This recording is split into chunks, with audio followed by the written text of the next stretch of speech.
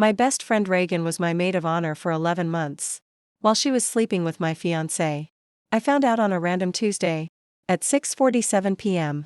Sitting on my kitchen floor with a $14 glass of wine. Reading a text that said, "Tell V you're at the gym again, LOL. V. Me. They had a code name for me. I didn't scream. I didn't cry. I smiled at Daniel when he walked in that night smelling like the gym. I said, "How was your workout, babe?" What he didn't know is that I'd just found their Pinterest board. Titled, R+D Forever. Their wedding was in 6 weeks. He also didn't know Reagan had just handed me the login to the AV drive. And asked me to help edit the guest highlight reel. Okay, so, I need you guys to sit down for this one. It happened 4 months ago and I'm still processing it. For context, me and Daniel were together for 6 years. 6. That's longer than some of you have had your phones. We met in collège. Did the whole broke couple eating ramen thing. Worked our way up. Got engaged on a beach in Tulum. I saved for 18 months to afford that trip. I thought I knew this man's soul. My best friend Reagan was my maid of honor. I'm keeping that past tense on purpose. Here's the thing about red flags. You don't see them as red flags in real time. You see them as, oh, he's just stressed. Or, oh, she's just busy. Like the way Daniel started working late, 3 nights a week starting in February. Coming home smelling like a candle that wasn't his cologne. I genuinely thought maybe his office got new air fresheners. I kid you not. I thought about the air fresheners. Or the way Reagan started canceling our Sunday brunches. 6 years of Sunday brunches, gone. Always some excuse. Ugh, I'm so tired. I think I'm getting sick. Meanwhile, she looked more glowy than a woman getting sick has any business looking. The discovery happened on that random Tuesday. 6:47 p.m. I remember because I'd just finished my wedding seating chart. I felt proud of myself. I went to grab Daniel's phone to add a song to our first dance playlist. His passcode was our anniversary. Cute, right? I thought so too. A text popped up on the lock screen. From a contact saved as R, heart. Can't stop thinking about your hands on me last night. Tell V you're at the gym again, LOL. V. Me. Vivian. They had a code for me. I did not scream. I did not cry. Not yet. I just sat down on my kitchen floor. Still holding my $14 wine. And I went through 6 years of texts, photos, deleted call logs. Like a forensic accountant auditing my entire life. 11 months, you guys. 11 months. Of my best friend and my fiancé. There were photos. I'm not describing them. Some of you are eating dinner right now. I wish I still had the appetite to eat dinner ever again. My wedding dress hung in my closet 12 feet away. $3,200. Hand-beaded. My mother cried when she saw me in it. I didn't confront them that night. I smiled at Daniel when he came home at 9:40 p.m., smelling like the gym. I said, "How was your workout, babe?" I watched him lie to my face. With the same mouth he used to say our vows rehearsal lines 2 weeks earlier. And that's the night I started planning something so much better than a screaming match in a kitchen. So who actually cracked this thing wide open for me? Reagan's own sister. Mara. Mara and I were never super close. She was always the quiet one at family things. The one holding a drink in the corner while Reagan did her whole main character routine. But 2 days after I found those texts, Mara texted me out of nowhere. "Can we talk? It's important." We met at a Panera. Very glamorous setting for the destruction of my entire reality, I know. Mara looked wrecked, like she hadn't slept. She told me she'd known for 4 months. 4. She said Reagan swore her to secrecy. Said it was complicated. Said Vivian and Daniel weren't even that happy anyway. Fun fact, that's exactly the kind of thing cheaters say. To make themselves the victim of a relationship they're actively torching. Mara said the guilt had been eating her alive. She watched me post an engagement photo 3 weeks earlier. Caption, 6 years down, forever to go. She had to leave the room to throw up. That's when she decided. Loyalty to her sister could not outweigh basic human decency toward me. Then she told me the part that actually broke something loose in my chest. Remember my 30th birthday? The surprise party Daniel and Reagan planned together? The one where Daniel gave that beautiful toast? Reagan helped me plan the best day of Vivian's life, because she knows Vivian better than anyone. Everyone cried. I cried. I thought, wow, I have the best people in my corner. Mara told me that party was the week their thing started. The best day of my life. Built by 2 people who were already sneaking off to the garage, 15 feet away from where I blew out 30 candles.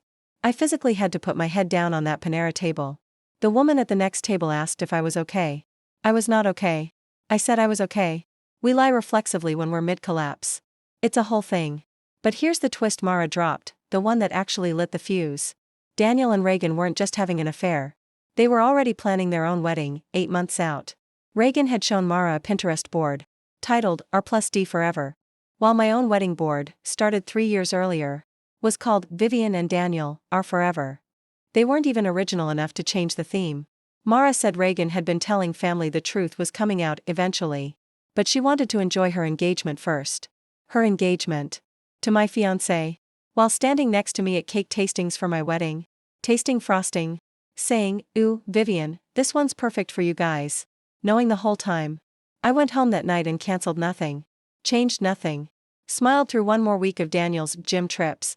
And Reagan's, "So excited to be your maid of honor." Exclamation points from a woman who'd clearly never been held accountable for anything. Because that's when the plan was born. Not out of rage. Out of something colder. They were getting married. Their real wedding. The Pinterest one. In 6 weeks. I was still, technically, on the guest list. Reagan had never actually uninvited me. Because most of her 200 guests didn't know the truth. As far as they knew, I was just her sweet college best friend attending. So ir.s.b.pds. And I started building something for the reception. A video. Very special. Very well produced. 6 weeks of receipts, screenshots, dates.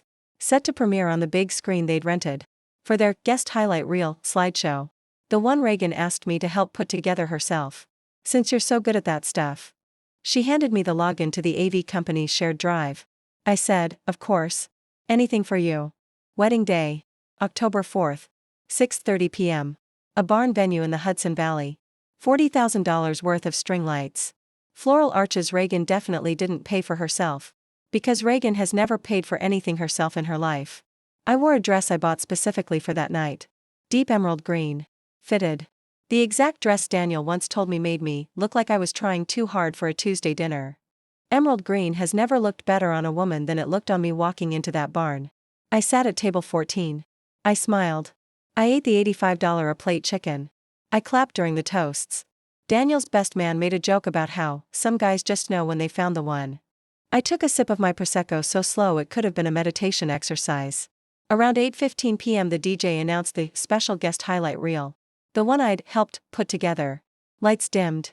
200 guests turned toward the screen, phones up. Ready for cute baby photos. What played instead was 11 months of text messages, time-stamped. The heart contact photo. The surprise party affair timeline. Overlaid on a photo from that actual party. Me laughing, unaware, 30 candles glowing. Caption underneath, the week it started. And then, because petty, maybe, satisfying, absolutely. The final slide. The R+D Forever Pinterest board. Side by side with my own 3-year-old Vivian and Daniel, Are Forever board. One line of text underneath both. Turns out Forever had an expiration date. Hope the frosting was worth it. The barn went dead silent. I mean dead. You could hear the string lights buzzing. Daniel stood up so fast his chair fell backward into his own mother's lap. He started yelling, "Turn it off. Turn it off." Not a toxic catchphrase moment yet. Hold on, it gets better. Reagan, in her $6,000 gown, started sobbing into her bouquet. Her own mother physically backed away from her at the head table. I didn't scream. I didn't cry. I sat there in my emerald green dress and I finished my Prosecco. Daniel came storming over to my table, face purple, and said the thing. The thing he always said whenever he needed to shut down a conversation. The thing he'd said to me 100 times over 6 years. "Vivian, you're being dramatic." Except this time, 200 people had just watched 11 months of receipts on a projector screen. They were staring at him like he'd just confessed to a crime on live television. Which, functionally, he had. Nobody laughed. That's the worst kind of silence for a man like Daniel. The silence of a room that has stopped believing him. Reagan's own father stood up from the head table. Walked past his sobbing daughter without a word. Sat down next to me. Put his hand on my shoulder.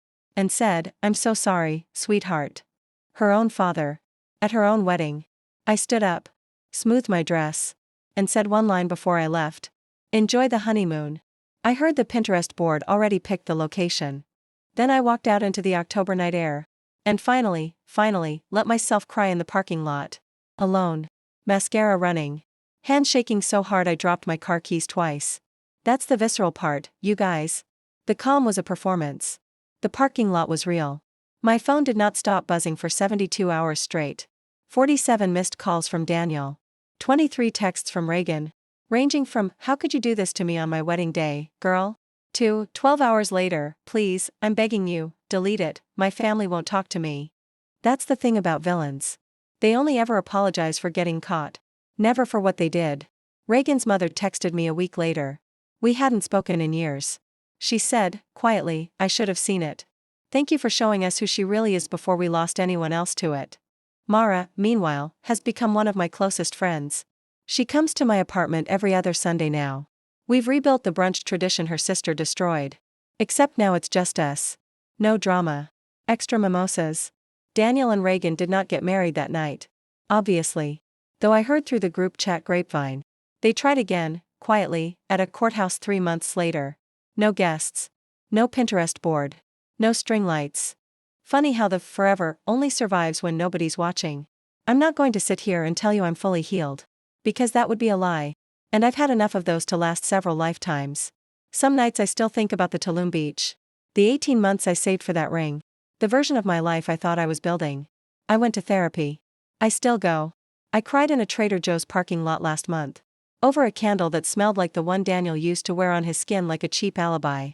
But I also bought myself an apartment. Nobody else's name is on it. I wear emerald green whenever I feel like it.